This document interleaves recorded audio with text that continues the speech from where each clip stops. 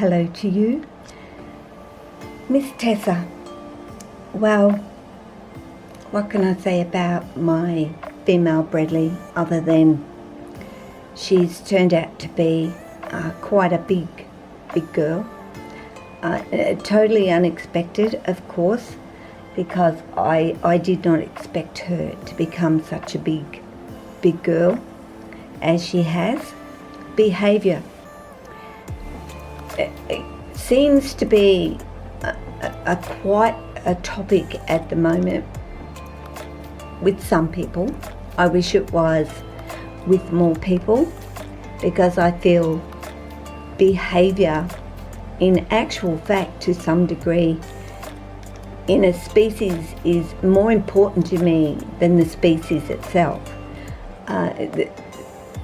Bredlis are beautiful, absolutely beautiful, and Tessa is and has grown into a beautiful girl. Behaviour-wise, still has her moments where she doesn't think for very long, she doesn't have that quick thinking as some of my other snakes do. She takes a little bit longer to decipher it's not feeding time to it is feeding time. And when I say she takes a little bit longer, it's well, as you can see, she's not kind of reacting at this particular point as to whether there is food or no food, which is great. And these are the sorts of things that I take note of myself. If she was reacting and coming straight out in that very fast mode, I guess you could say faster mode, and not, pausing and taking her time to come out.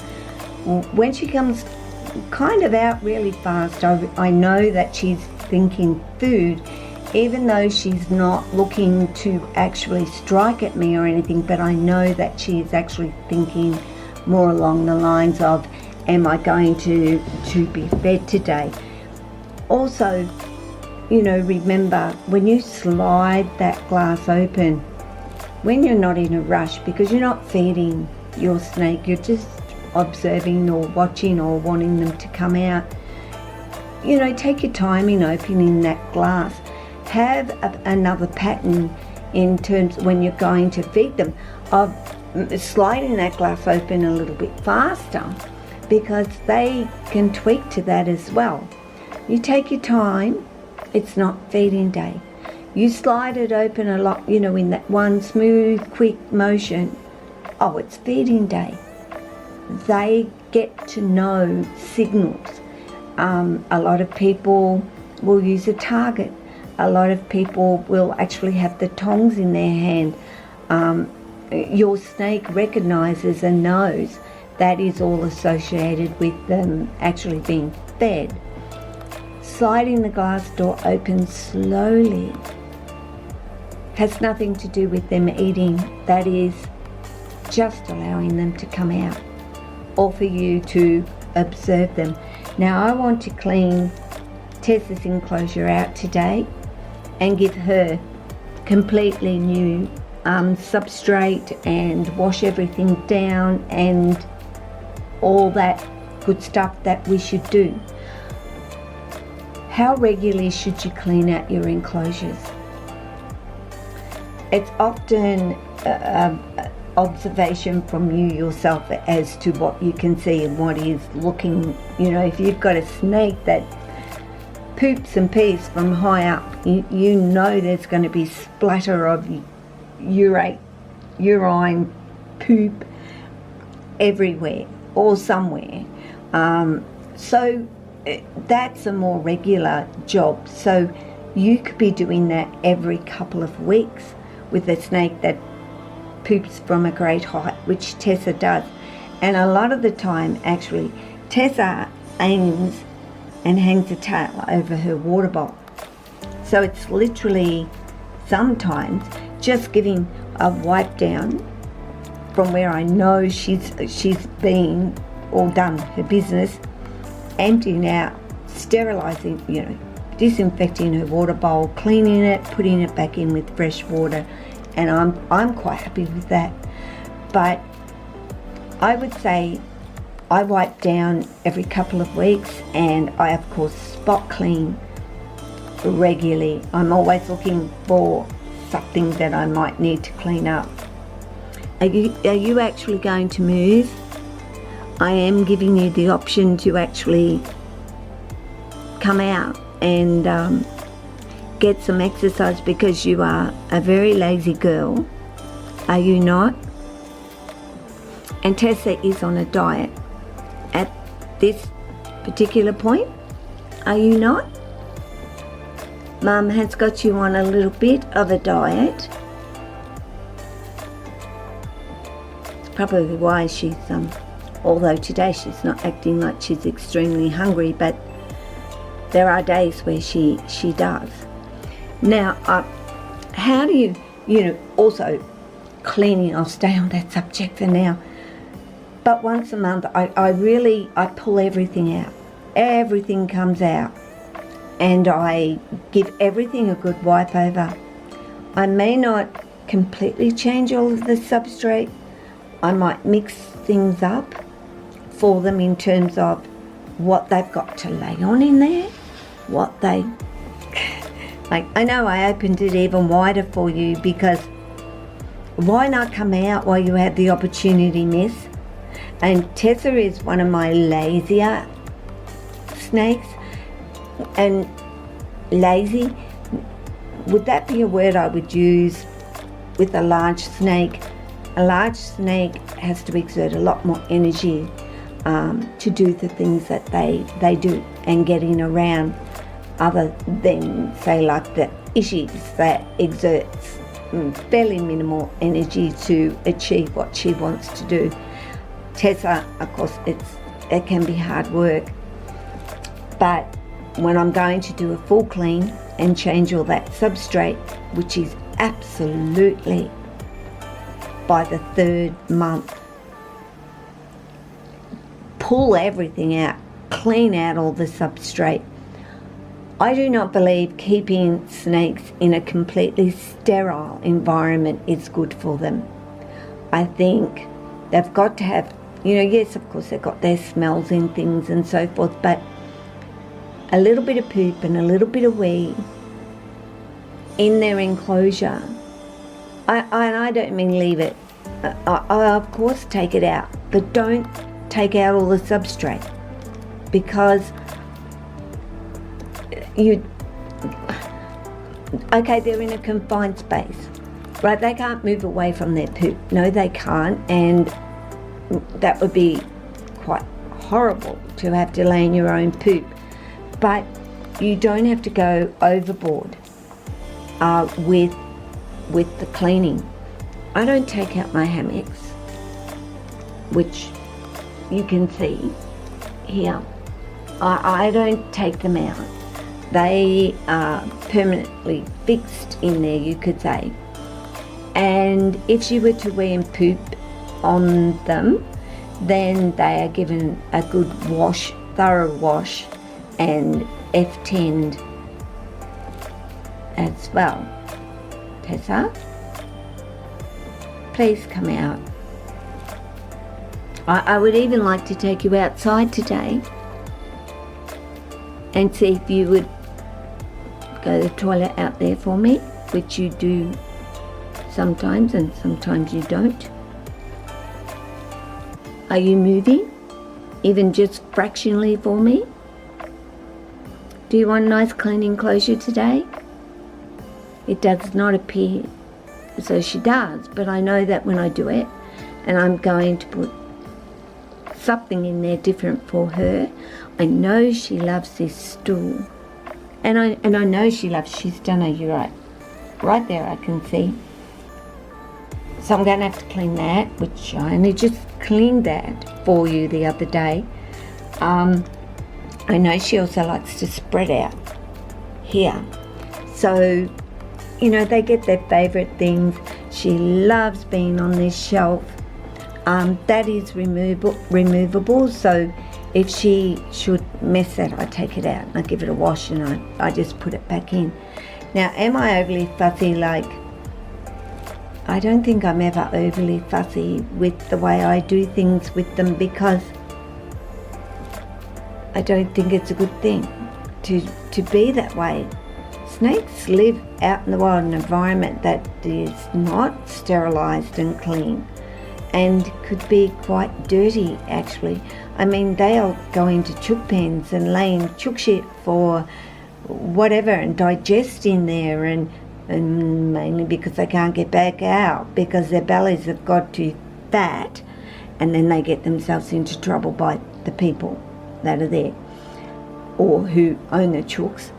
But yeah, it's like, don't keep them in an overly sterilised environment. Yes, keep it clean, but not overly clean, if you understand what I'm actually saying.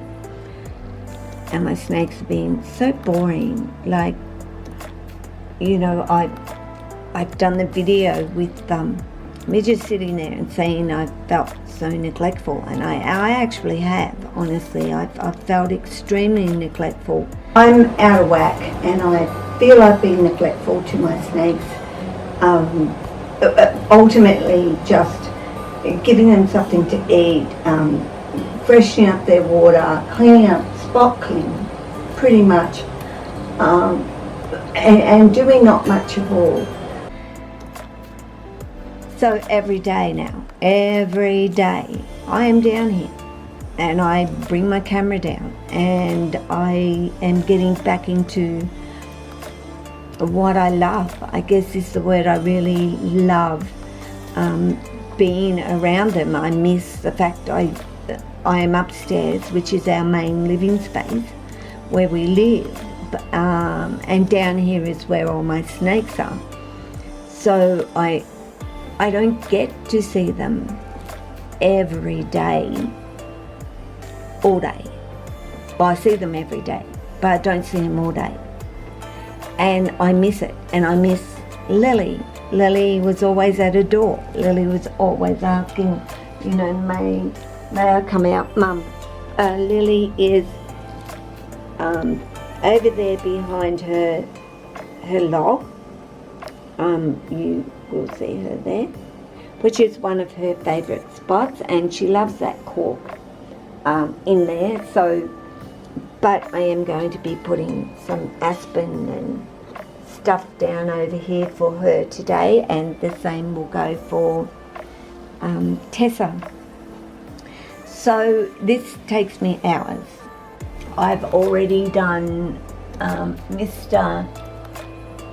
Archie, my rascal, who is not present. He is not present, so I'm going to mark him not present on the roll today, as he's a pony, and cards in his moss box. That I only need a moss box for Car. I don't need an enclosure, to be perfectly honest. All he needs is his moss box, and he's as happy as Larry, you could say. So seeing as, apart from which I will have to do is grab her, well, not grab her, but give her a bit of a tickle on her tail and stuff when I'm actually going to be getting her out. She will come out and she will go climbing up here and do her thing while I clean up and get it completely clean, which at the end, when I've finished, I'll show you it all nice and clean and neat and tidy for her to go back into. Right up the top there,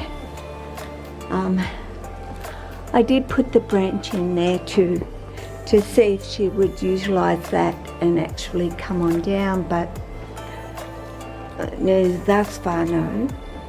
Does not mean that she actually won't at some point, but it's all clean, new substrate. Of course, I've cleaned all the furniture, everything else that's in there. Same as Car. he's now sort of deciding to venture out of his actual moss box. So I will get a little picture of him. As you can see, a portion of him out because there he is. Well, with the light shining. Having a drink of water. Hey? Yes, he's having a drink of water. So he's all nice and clean. I've actually got mini hemp chips in here for Car. Almost forgot his name. Mini hemp chips will not hurt him, not harmful. They're perfectly fine. Maybe not the most inexpensive substrate that you can get, but still quite suitable for especially your smaller snakes to use. I'll stand behind that light so you can, maybe I can open the door. Did I disturb you? Hey? Sorry, darling. I didn't mean to stop you from drinking, but it's rather dark down there. Yeah. Anyway, he did come out. Guess he has to come out. The only time he really has to come out is when he does want to drink, because when he eats, he just grabs it and he goes back in there with it. Like, yeah. But anyway, what I've done here with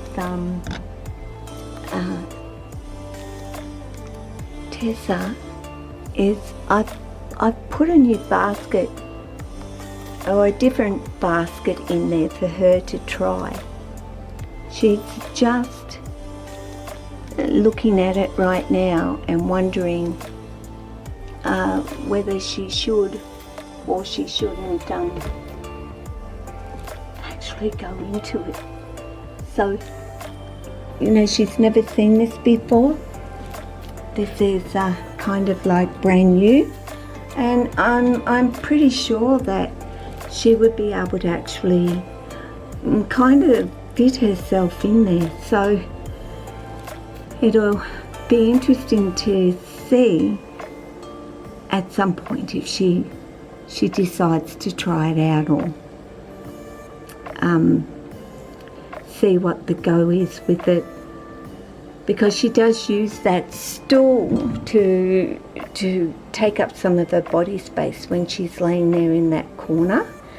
And I've kind of disturbed that a little bit by putting the basket on her, and being a big girl, because she has to make sure that it's safe for her to actually get in, and it's not going to topple, it's not going to fall. I don't think it's got enough height for her weight to, well, for her to actually lean on enough with her whole body at one side or the other side for it to actually tilt. So I think it's relatively safe, and it's not got far to go, even if it does kind of tip one way or the other. So it's always interesting to see the difference in my snakes and their behaviours in terms of who is a lot more confident about things, and Car is. He of course was watching what I was doing, but he was, the glare of the light. He was very quick to come on out and take a look at what was going on as soon as I had finished. So, because he's curious.